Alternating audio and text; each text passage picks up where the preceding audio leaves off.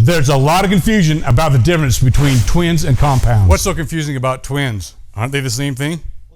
Technically, no. Really? Really.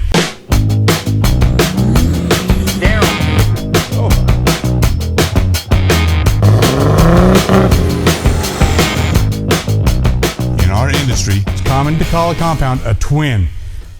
They both use two turbos, but nowadays a lot of people call a compound a twin setup. twins sound cool. I hear you, bro.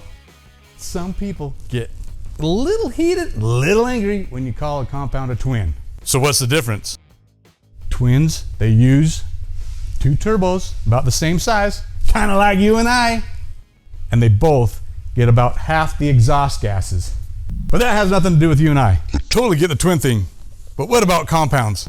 Well, simply put, with compounds, you have a large turbo that turbocharges a small turbo that then turbocharges the engine.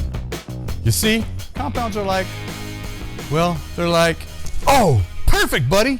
Hey, twins are like us, and compounds would be like us. Hey, ugly. Hey, big guy, come on over here.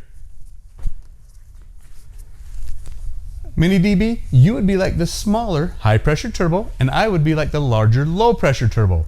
And the larger low pressure turbo compresses the air and puts it into the smaller one, like this. Don't even think about it. Okay.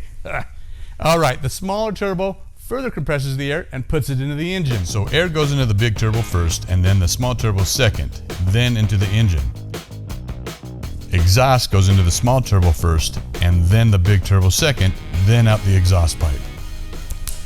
Because with a compound setup, one turbo is charging another turbo. It multiplies, not adds, but multiplies the amount of air going into the engine.